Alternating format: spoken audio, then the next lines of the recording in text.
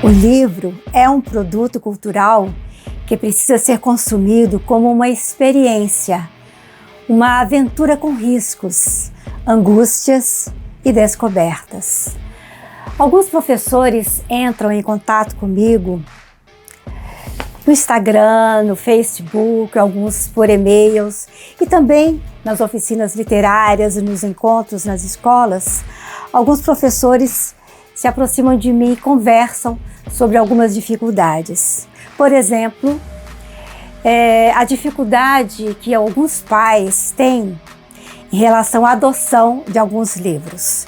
Professores adotam determinados livros e mãe ou pai vai e questiona: mas por que você adotou este livro? Este livro tem um tema muito pesado. Não é conveniente que a minha filha ou meu filho leia esse tipo de livro.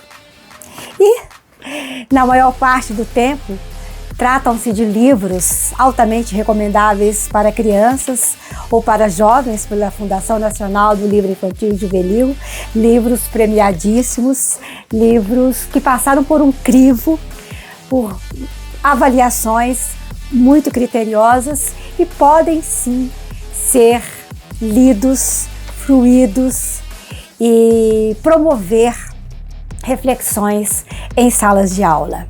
Neste vídeo eu estou querendo falar com vocês a respeito de uma matéria que saiu na revista Emília, escrita pelo SEDAC, que é um grupo de estudos de língua portuguesa e que trata também de políticas públicas de leitura. Então há alguns questionamentos muito interessantes aqui. Por exemplo, a proibição aos livros que mencionam esse ou aquele tema delicado ou polêmico, a proibição ajuda de alguma forma?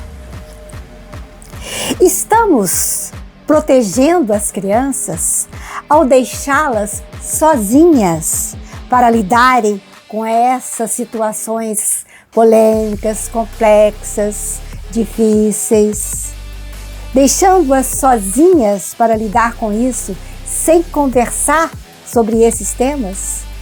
Isso é uma forma de protegê-las? Como deixar de falar a respeito, agindo como se essas questões não existissem? Poderia ajudar as crianças que de fato vivenciam esse tipo de situação? Por exemplo, os temas estupro, violência contra a mulher, abuso infantil, abuso sexual também de jovens, suicídio e outros temas delicados. Deixando de falar sobre eles, ajuda em alguma coisa? Não é a literatura a forma artística mais interessante, mais bonita, emocionante e adequada de propiciar às crianças e aos jovens uma oportunidade artística, bonita, inesquecível, de começar a falar sobre esses assuntos para fortalecer as crianças e os jovens, fazendo com que eles aprendam a lidar com essas questões? Aqui há o depoimento de um escritor peruano, o Santiago Roncalholo. Acho que o sobrenome dele é assim que se diz, Roncalholo. Ele diz assim: agora, quando escrevo para crianças, não me deixem colocar os maus, nem bruxas, nem ogros, nem monstros. A culpa é do afã da sociedade por criar uma bolha para os filhos, às custas de obrigar os escritores a criar literatura sonsa. Aí ele continua dizendo que se os escritores passarem a escrever só literatura sonsa, o que vai acontecer? As crianças, os jovens, os leitores se tornarão leitores sonsos, sem olhar crítico, sem um olhar de afeto, sem um olhar de solidariedade, sem querer conversar sobre todos os assuntos. Há também outros aspectos aqui, neste artigo publicado na revista Emília pelo SEDAC. Por exemplo, a censura que interdita, proíbe, define o que deve ser trabalhado na escola, ao invés de abrir discussão de como fazê-lo, é algo completamente equivocado e que ao invés de proteger as crianças, como querem alguns pais que não entendem nada de literatura ou que têm assim um falso moralismo muito forte, tudo isso vai fazer com que as crianças e os jovens fiquem amortecidos, longe da realidade. Então, hoje eu quero dizer a vocês, a todos os professores e a todas as professoras, que vocês sejam mediadores de leitura. Que qualquer livro que tenha um tema polêmico qualquer, pode ser trabalhado em sala de aula para crianças e jovens. Não tenham medo de nenhum tema. Quando há literariedade, quando há arte, quando existe arte, qualquer assunto pode ser tratado e qualquer assunto pode ser adotado em sala de aula, pode ser debatido com crianças e jovens. Basta que vocês, professores e professoras, preparem antes essa leitura, que vocês se sintam preparados para conversar sobre aqueles temas que aparecem nos livros que as suas crianças e os seus jovens estão lendo. E, se possível, marcar reunião com os pais e as mães, conversar sobre literatura com eles, fazer com que eles entendam que a melhor forma, eles falam muito em proteger, né? Mas a melhor forma de proteger é abrir espaço para o diálogo, é abrir espaço para a amplitude da literatura, porque ela é, em sua essência, uma multiplicidade de vozes.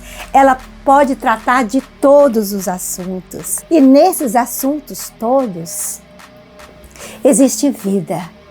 E na vida, há problemas, há dificuldades, há angústias, há descobertas. Nós não podemos abrir mão dessas angústias, dessas descobertas, desses diálogos, dessas discussões a respeito de todos os temas. Portanto, professores e professoras, não tenham medo.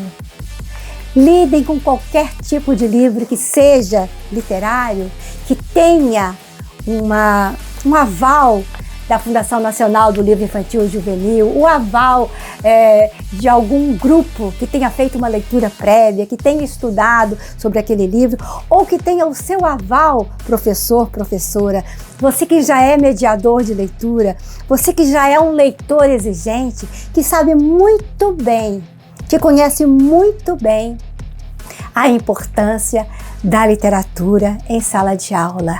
É por meio da arte que nós podemos conversar sobre qualquer assunto. Abrir espaço para as discussões, para o autoconhecimento, para as liberdades e para as transformações. Nada de censura aos livros.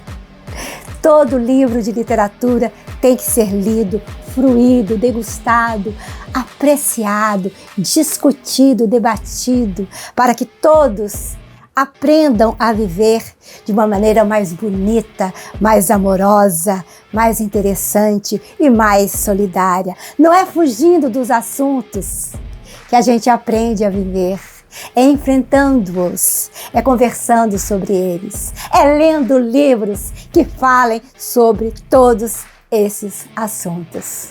Literatura não pode ter censura. Literatura não pode ter tabus. Só tem uma coisa proibitiva na literatura. Sabe qual é? Você deixar de ler, você deixar de sonhar, você deixar o livro fechado para sempre, com medo. Não se pode ter medo de conversar, de ler literatura. Ter medo de ler literatura é ter medo de viver. Nós precisamos amar a vida. Amar a vida é amar esses livros maravilhosos que nos encantam, nos emocionam e nos ensinam a viver.